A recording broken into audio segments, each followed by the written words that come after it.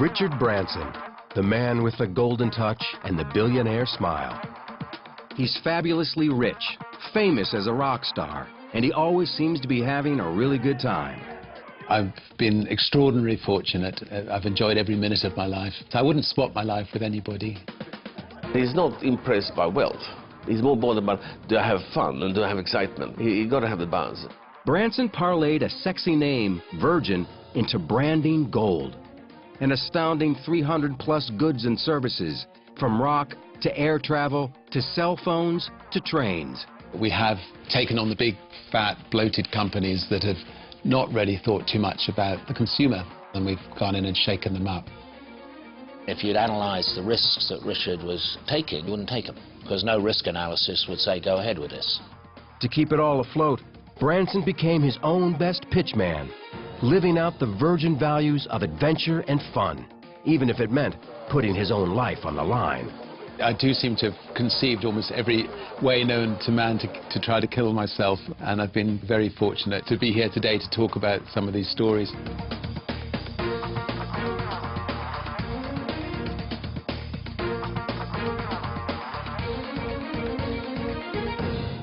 If such a title actually existed, Richard Branson might really be the most interesting man in the world.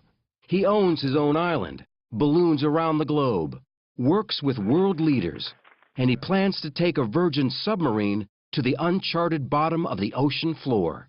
His riskiest adventure yet. You only live once, and we accept that there are risks attached to doing something that mankind hasn't done before, but we go there with our eyes open. Branson has spent much of his life on the high wire of entrepreneurial risk. He has amassed a personal fortune of more than $4 billion. Can't be bad. I've never been interested in making money. I mean, it's easy to say, I suppose people might say, when you have made money, but I've just been interested in creating things, and creating things that I could be proud of, and you know, having a lot of fun creating things. Richard Charles Nicholas Branson was born on July 18, 1950, to middle-class parents on the outskirts of London. His father was a barrister. His mother was a former flight attendant. Severely dyslexic, he could barely read by the age of 8 and was hopelessly lost with numbers. School was painful. You know, I'd look at a blackboard and wouldn't be able to understand anything that was going on. Interestingly, if you look at the history of dyslexics, they often exceed quite exceptionally because they concentrate on the areas that they're good at. It certainly taught me the art of delegation from quite a young age. Nick Powell was Branson's closest friend and future business partner. I always thought with Richard that he was going to make an impact on the world. You could tell from a relatively early age that he had qualities that were not common amongst all the other friends that we had. We used to play dare, sitting on either side of the white line, and it was the last one to move when the car came down the road. Richard always won the games of dare. But Branson had a strong entrepreneurial streak. When he was 13, he tried growing Christmas trees for sale. He tried breeding parakeets. At 15, he decided to launch a national student newspaper. I worked out of a phone box at my school, ringing up Coca-Cola, ringing up people to try to write for the magazine, ringing up Barclays Bank to try to get them to advertise. There'd be queues of people outside the phone box as I was shoving more money into the phone. The magazine Student was an instant hit, with a circulation of 50,000. Graham Boynton reports on the travel industry for the London Telegraph and has been covering Branson since the 1980s. Although he was a child of the 60s, he was always slightly awkward. So I think what happened was that business gave him a vocabulary, a raison d'etre, and he went from there. In 1970, Branson started a mail-order discount record company that he hoped would raise money for the magazine. The first order of business was coming up with a name. Somebody suggested slip disc records. We had the old vinyl disc which kept on slipping. Somebody else laughed, why not Virgin? We're all virgins, and hysterical laughter all around. And I suddenly thought, I am Virgin at business. I might be Virgin at other things as well, and why not Virgin? A postal strike in 1971 nearly deflowered the mail-order record business. So Branson decided to open a record store, one with headphones and water pillows that catered to a younger generation. Simon Draper, Branson's cousin, was his first record buyer and the future head of Virgin Records. Everyone was paid the same. So there was just a kind of a feeling that no one should be earning any more money than anyone else. But if you stop to think about it, it was actually convenient to have everyone paid the same because it could pay everyone less. Some of the people who worked for Richard in the record shops in Notting Hill, they used to steal the records out of the shops, and they were absolutely amazed when Richard fired them for stealing. He was wired to be a businessman from day one. 5 months after opening the Virgin store, Branson was suddenly arrested for tax evasion. He was discounting his records in part because he had figured out a way to get around a 33% record tax. He spent a night in jail, and his parents had to put up their home to get him out. He thought that the part of life's game was to avoid paying tax. And I think that must have come as a huge shock to Richard. He was extremely upset. But he behaved impeccably. He carried the can, so no one else had any penalties. I had managed to avoid a criminal offence by paying what the Customs and Excise needed, and we expanded our record shops very quickly so we could get the turnover in order to pay off the debt. Since then, I've made sure that we've done everything ethically and without worry that someone's going to come knocking on our door. To pay off a $150,000 fine and avoid going to court and possibly prison, Branson rolled the dice on some new ventures, including a recording studio and a new record label, which he launched with his cousin Simon Draper. Their first signing was an unknown folkie named Mike Oldfield with an odd instrumental album called Tubular Bells. We're asking each other to take a punt at what we thought it was going to sell. And I seem to think that I thought it would sell 20,000 copies, which seemed a lot to me at the time. But millions later, it's a very different story. 16 million, to be precise. Overnight, the record put Virgin on the map and made Richard Branson, not yet 23, a millionaire. Branson poured his profits into new artists and ventures, but his willingness to reinvest all his winnings unnerved his partners. Nick Powell put up so much resistance that Branson bought him out. I didn't believe we had enough cash flow to sustain the expansion of the company, and I was wrong. I'm willing to double down, maybe more than I recommend to other people. But there have been occasions where I've got my wife to sign this bit of paper and she hasn't realised that the house has been put on the line for the next business venture.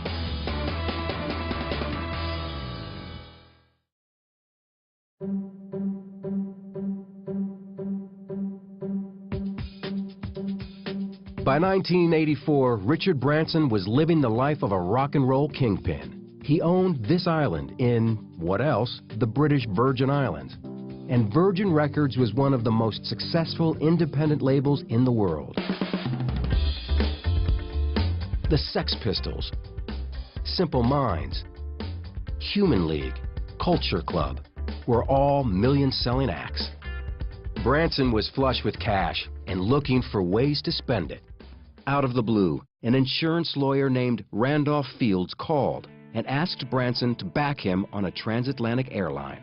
Simon Draper, and my other poor partners would be tearing their hair out because, suddenly, I was saying, I hate traveling on other people's airlines and we can do it better. My shares, which I owned at that time 15% of the whole Virgin Group, were becoming pretty valuable. So I was appalled, and I said, this is the beginning of the end of our relationship. Branson launched his airline with a single used 747 that he leased from Boeing. The guy from Boeing said, what did you say the name of your company was? I said, well, Virgin. We're the people who brought you the Sex Pistols, the Rolling Stones. He just slightly jokingly said, well, with a name like that, we hope your airline will go the whole way, we'll give it a go. After buying Fields out of the partnership, Branson decided to offer an upgraded mix of economy and business class fares. with a big emphasis on non-stop fun. Virgin's inaugural flight from London to New York set the tone. Let me tell you, it was a bacchanalian orgy. I mean, it was wild, there was drinking, there were topless models on the plane. It was a hell of a party, and Richard led from the front. David Tate, the first person Branson hired, was an executive with Virgin Atlantic. When the door to the airplane opened at Newark, it was kind of like a champagne cork coming out of a bottle, because to this day I think there was still a record number of champagne bottles drunk on that flight over. With just one plane and one route, Branson's first problem was promotion. He didn't have the advertising budget to compete with British Airways and the other giant carriers. So he took matters into his own hands, embarking on a series of breathless ballooning and boating adventures that would quickly turn Virgin Airlines into a household name. The beginning of a great adventure. His 1987 flight across the Atlantic fascinated world media for weeks. 5 people had died in earlier attempts. Per Lindstrand was Branson's co-pilot. He entirely put his life into my hands, and I must say he has guts. As they eased the balloon into the Irish Sea, fierce winds tossed them against the waves. My fellow balloonists and the more experienced balloonists jumped out of the balloon. I was left in this balloon on my own, and the balloon spiraled up to 10,000, 15,000 feet. I'm in the water. Richard's in the balloon. He doesn't really know how it works. That was the scariest moment in my life, for sure. Branson managed to lower the balloon and jumped into the freezing water. A Royal Air Force helicopter fished him out, along with Per, who nearly died after swimming in place for 2 hours. I used to like to describe Richard as a cross between Evel Knievel and Ted Turner. He'll always tell you that I'm ballooning because it's great publicity for the company. Baloney. He's doing it because he enjoys it. If he were a cat, he'd be on his 3rd set of 9 lives.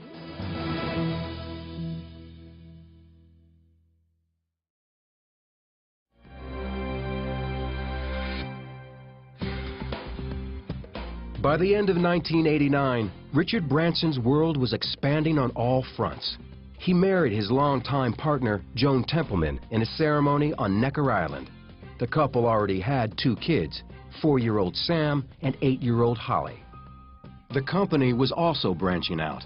Branson had taken the Virgin Group public in 1986 with an IPO that generated more than $56 million. I don't think going public will make that big a difference to the way we conduct our business. That turned out to be wrong. It did make a difference. Branson chafed at being accountable to an outside board and bought back Virgin after 2 years. He now presided over a small but precarious empire with a growing airline that was in constant danger of going under. And worse, British Airways was determined to crush its upstart rival. The rivalry between British Airways and Virgin Atlantic has always puzzled me. I think it was down to British establishment seeing this young upstart with long hair, sort of reckless, motor mouth airline entrepreneur, and it really cheesed them off. So much so that in 1991, British Airways launched what the press called the Dirty Tricks campaign. They had teams of people behind closed doors, illegally accessing our computer information, ringing our passengers, pretending to be from Virgin Atlantic, saying we had flights that were cancelled and switching them onto British Airways. They had people going through my rubbish bins, going through the rubbish bins of our clubs, trying to pick up any kind of dirt on us. They were placing stories in the press and so on and so on. Most damagingly, Branson was convinced that British Airways was stoking rumors that Virgin was insolvent and about to go under. Will Whitehorn is the former head of Virgin Galactic and has worked closely with Branson since 1987. Every day you take off, and if you've got empty seats, you've lost money. So if somebody can persuade passengers not to book with a certain airline because they think it's going to go bust, it will go bust. Branson was fighting to keep Virgin Atlantic alive, and once again, he put his life on the line to do it. He took off on another dangerous promotional balloon trip, this one over the Pacific. Watch your ears. Pressurizing. I think we've got to watch our year. In the middle of the Pacific, we lost 2 full fuel tanks. And we didn't know we had enough fuel to make it. Do we have any chance?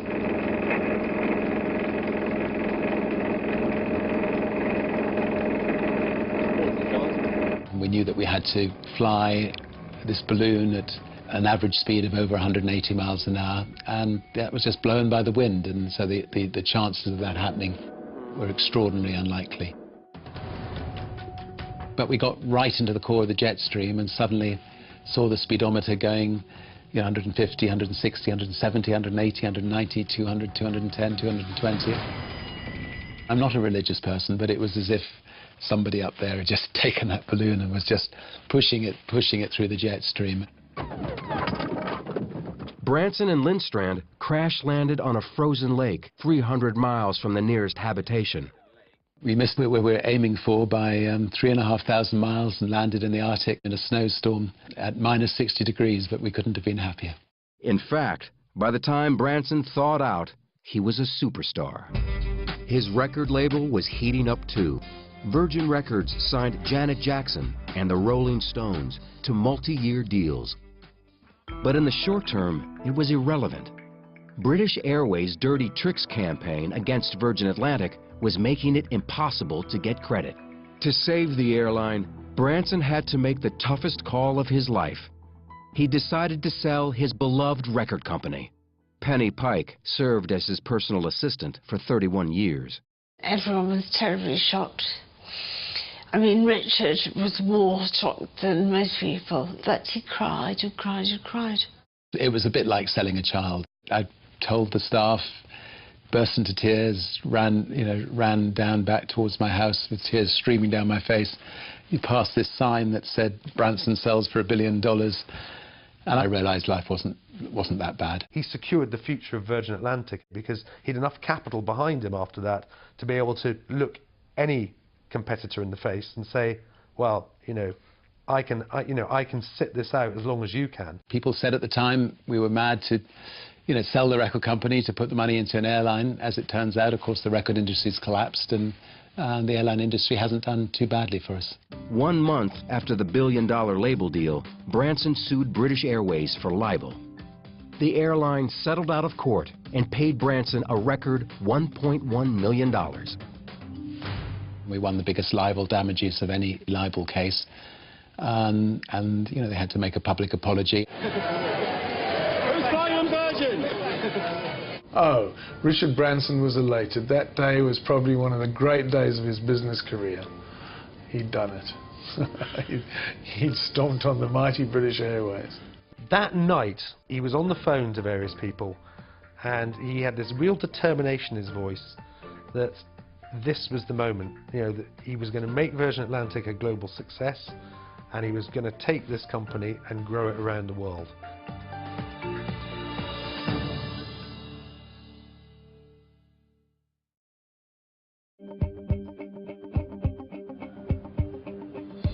After selling Virgin Records for $1 billion in 1992, Richard Branson was ready to exploit his most valuable asset, the Virgin brand.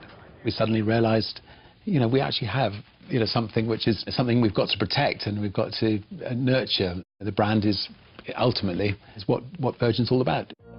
Branson was the brand, and he tirelessly promoted it. To date, he has Virginized over 300 products and services. I think generally if you can create something you can be proud of, it's likely to be successful. I wasn't thinking, right, let's just take this brand into lots of different areas. I just felt, we can do better in health clubs, we can do better in mobile phone business. Some ventures, like Virgin Brides and Virgin Cola, fizzled quickly. Then the brand stumbled with Virgin Trains. The acquisition came with a dilapidated infrastructure, and it took years to get the trains to run on time. But some endeavors have been breathtaking in their success. In 1999, Branson struck pay dirt. He partnered with service providers to launch Virgin Mobile. They supplied the network, he supplied the marketing and name, and the innovative idea of letting customers pay as they go. Bernd Schmidt, a professor at Columbia University's School of Business, is an expert in branding. The value of a brand is really in the intangibles, because customers are not just buying products, they're not just buying functionality, they're also buying an image, they're buying a lifestyle, they're buying an experience. He stands for certain things, he stands for service, for customer experience, for innovation, for fun. Branson was now business royalty and was honored in 1999 by his country's royalty. He was knighted by the Queen as a millennium icon for his contribution to commerce. Becoming Sir Richard did nothing to slow him down. 5 years later, he took Virgin Mobile public with an IPO that he said valued the company at $1.5 billion. Branson made each of his new ventures an independent company so that no single failure could bring the empire down.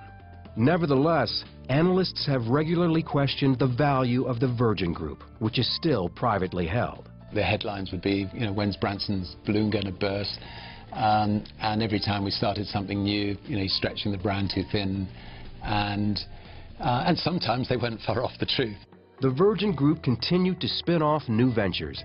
And in 2004, Branson announced one of his most imaginative.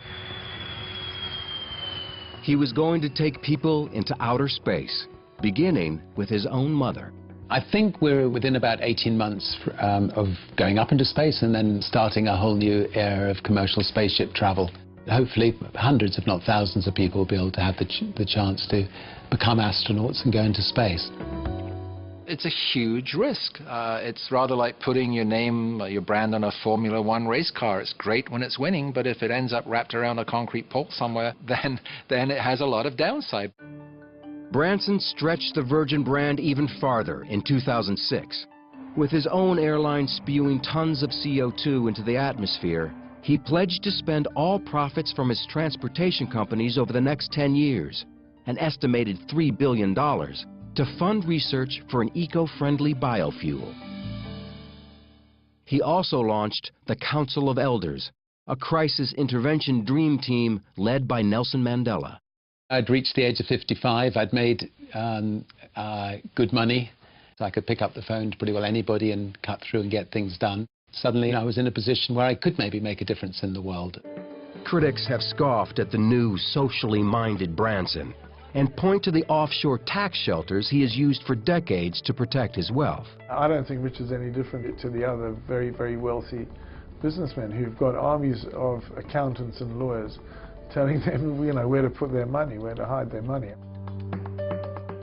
Is he the people's entrepreneur? Only up to a point. Branson hasn't been able to safeguard all of his assets.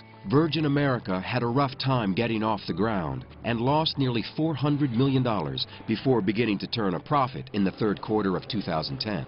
And escalating fuel costs have prompted Branson to hire a German bank to assess the value of Virgin Atlantic as a first step towards selling a portion of his shares. As he heads into his 60s, it's been a long and thrilling journey for the Virgin King. Branson's made his own luck. I think he's been very, very good at it. So it's not just a golden touch. I think he's worked for it. Of course he's driven by money, but he's not impressed by wealth. He's more bothered about, do I have fun and do I have excitement? You've got to have the balance.